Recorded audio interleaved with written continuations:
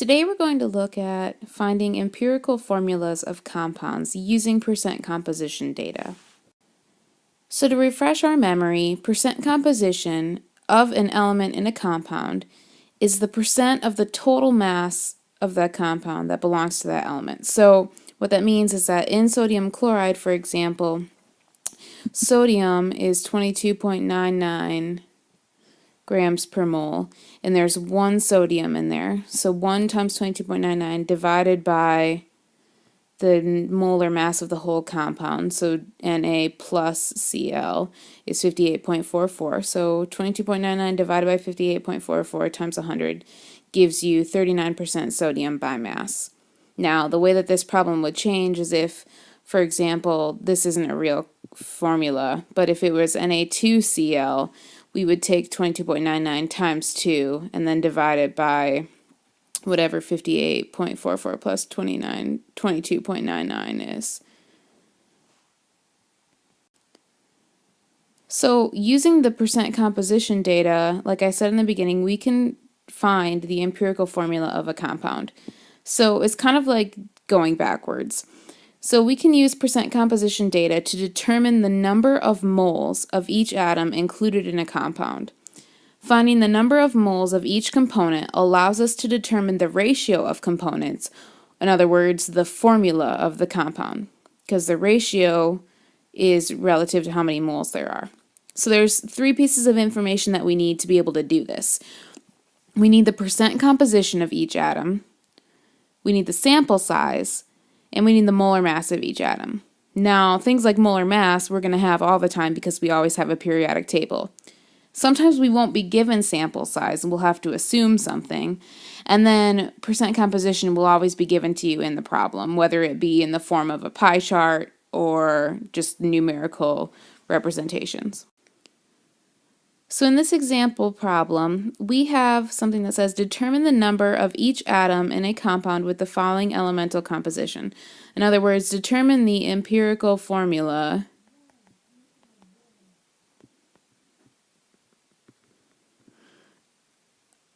of a compound with the following elemental composition or percent composition.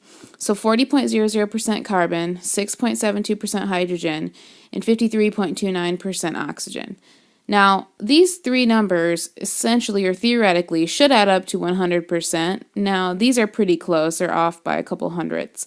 But in the grand scheme of things, like about 100 is going to be good enough for us. So let's look at the information we need. So we need 3 pieces of information. We need the percent composition, check. We need the molar mass of each atom, which we'll always have because of the periodic table. And then but sample size we don't have. So the rule when solving or finding empirical formulas is that if you are not given a sample mass, you need to assume 100 grams total. So what does that mean? Well, how much of 100 grams is 40%? Well, 40% of 100 is 40 grams. So when you assume 100 grams, you can essentially just change the percent compositions into grams of that atom. So assuming 100 grams means each percentage is now the mass in grams of each component. So 40% carbon became 40 grams of carbon. Now, the next step is to convert each of these values to moles. So 40 grams of carbon to moles of carbon, 6.72 grams of hydrogen to moles of hydrogen, and 53.29 grams of oxygen to moles of oxygen. And you thought you were done with moles. So to review, when we're calculating or converting grams to moles, you divide by the molar mass, which in this case for carbon, so 40 grams of carbon divided by 12.01 grams is rounded to sig figs is 3.331 moles of carbon. So that's what we would write for that answer. Take the other 2, solve for moles, so divide by the molar mass of each atom, and you get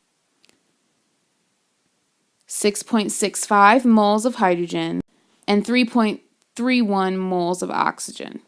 So now, what do we do with this? Well, when you think about chemical formulas, nowhere in a chemical formula is something going to be written like Na 3.331, Cl 3.331. Like, that's not how it's written. So we need to get these ratios into numbers that are actually usable for us. So now that we know how many moles of each atom are present in the compound, we can calculate the ratio of atoms to one another by dividing by the fewest number of moles we just calculated. So in this example, we have 3 numerical responses. We have 3 numbers to choose from. Which of these 3 numbers is the smallest number? Well, 3.331 is the smallest, and we have 2 of those. Now the next step says, okay, take that smallest number and divide each of your 3 numerical responses by the smallest number. So our job now is to take each number of moles and divide it by the fewest number of moles. So everything is going to be divided by the smallest of the 3 numbers, so 3.331. And we get 1, 2, and 1. Now, those are actually numbers that are usable to us.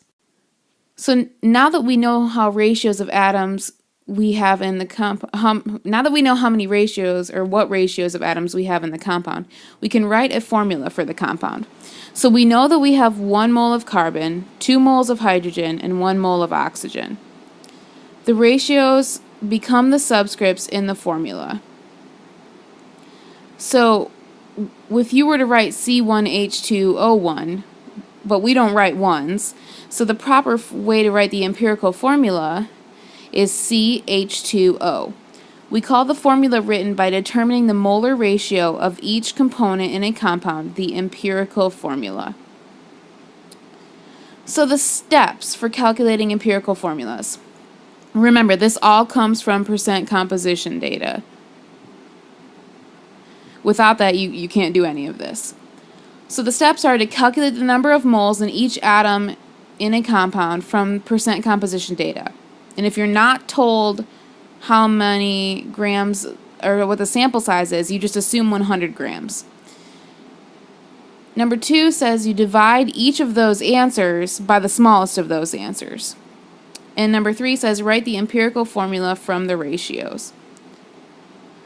So here's an example problem with the steps listed again.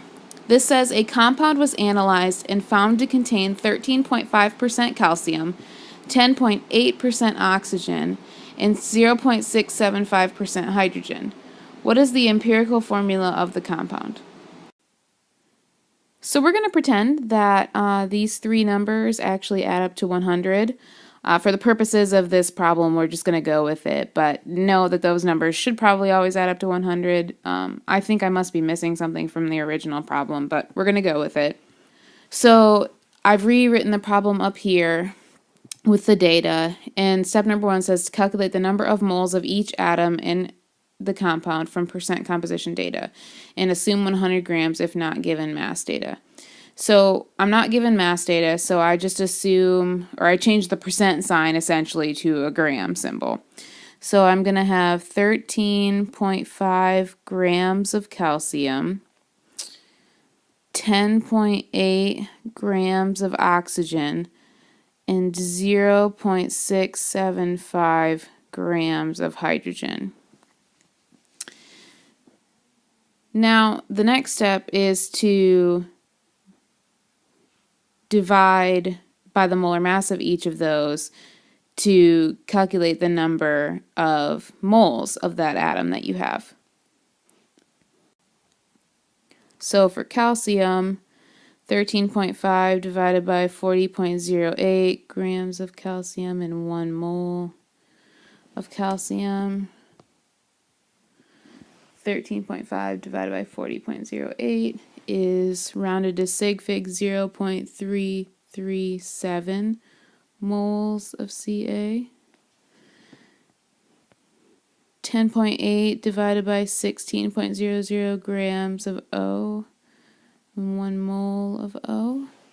10.8 divided by 16.00 rounded to sig figs is 0.675 moles of O. And then 0.675 divided by 1.01 grams of hydrogen and 1 mole of hydrogen 0.675 divided by 1.01. Rounded to sig figs is 0.668 moles of hydrogen. So now that we know how many moles of each atom we have, now we need to divide each mole value by the smallest calculated to find the ratios of atoms. So we need to take the smallest of these three numbers and divide all three numbers by that smallest number. So the smallest number in this case is 0.337. So that number divided by itself is going to equal 1. 0.675 divided by 0.337 should give us about 2, but we'll just double check here. 0.675 divided by 0.337. It gives us close enough that we can round to 2. And then 0.668 divided by 0.337 again gives us about 1.98. So we can round that for our purposes of this to 2. So for this step, you use sig figs when you solve for the numbers of moles. But then when you write the ratios, you got to play the rounding game. So if it's like 1.98, go ahead and assume that that ratio is 2. So then the next step, once we get all that, is to write our formula from these ratios. So our ratio was CaO2H2. Now, this isn't actually the way that something like this is written. Like when we look at this compound, like yes, this is the way that the steps have said, this is what you would write for the empirical formula. But for purposes of being accurate, which I'm already off base by these numbers not adding up to 100, but anyway, if we were to actually get this includes the polyatomic ion hydroxide, and the empirical formula is really CaOH2. However, for the purposes of this, if you had gotten this answer, that would be satisfactory. So let's do another problem. This says an unknown compound was found to have a percent composition as follows. What is its empirical formula? So we have 47.0% potassium, 14.5% carbon, and 38.5% oxygen. So the first thing we need to do is assume 100 grams because we're not given any mass data. So essentially what we're going to do is just change all those percent signs to grams. So we're going to start with 47.0 grams of potassium, 14.5 grams of carbon, and 38.5 grams of oxygen. The next step says, okay, take each of those values and divide by the molar mass of each of those elements. So potassium, 1 mole of potassium is 39.10 grams of potassium. 1 mole of carbon is 12.01 grams of carbon. And 1 mole of oxygen is 16.00 grams of oxygen. So doing the math, 47.0 divided by 39.10, rounded to sig figs, is 1.20 moles of K. 14.5 divided by 12.01, rounded to sig figs, is 1.21 moles of carbon. 38.5 divided by 16, rounded to sig figs, is 2.41 moles of oxygen. Alright, so now that we've got these numbers, we have to pick the smallest of the three and then divide each of those three by that smallest number. So these are actually, we're just going to assume they're like the same thing, right? So 1.21 divided by 1.20 is going to give you close enough to 1. So the smallest of the three numbers is 1.20. So 1.20 divided by 1.20 is going to give us 1. 1.21 divided by 1.20 is going to give us 1. And 2.41 divided by 1.20 is going to give us about 2. So now that we have our ratios, these become our subscripts in the formula. So we literally just write the formula in order from top to bottom, what we did with these symbols. So we have K first, and there's one of them, but we don't write ones. CO2. And that's the empirical formula. So the answer to this problem is just KCO2. Okay, so let's do one last problem. Rubbing alcohol was found to contain 60.0% carbon, 13.4% hydrogen, and the rest oxygen. What is this empirical formula? Well, we're missing a little bit of information. We've got the percent composition data for carbon and hydrogen, but we don't have it for oxygen. So what do we need to do? Well, we need to do some subtraction. So 100 minus 60 minus 13.4 gives us however much is left over for oxygen. So 40 minus 13.4 gives us 26.6% oxygen. So again, all those three numbers should add up to 100. So I took the 2 and subtracted them from 100 to get the third number. All right, so we need to first convert to grams. Well, we're not given mass data, so we just assume 100 grams, so the percent signs just become grams symbols. So 60.0 grams of carbon, 13.4 grams of hydrogen, and 26.6 grams of oxygen. The next step is to divide each of these by its molar mass. So 1 mole of carbon is 12.01 grams of carbon. 1 mole of hydrogen is 1.01 grams of hydrogen. And 1 mole of oxygen is 16.00 grams of oxygen. So 60 divided by 12.01, rounded to sig figs now, so rounded to 3 sig figs is 5.00 moles of carbon. 13.4 divided by 1.01 rounded to 3 sig figs is 13.3 moles of hydrogen. And 26.6 divided by 16 rounded to 3 sig figs is 1.66 moles of oxygen. So the next step says, okay, pick the smallest of those 3 numbers, which is 1.66, and divide each of those 3 numbers by that number. So 5 divided by 1.66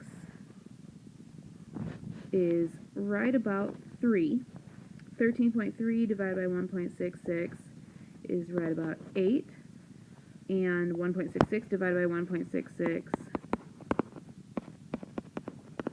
is 1. So we would write this, if we were writing in order by the atoms that I gave you the list in order. So we would write C3H8O, and that would be our empirical formula.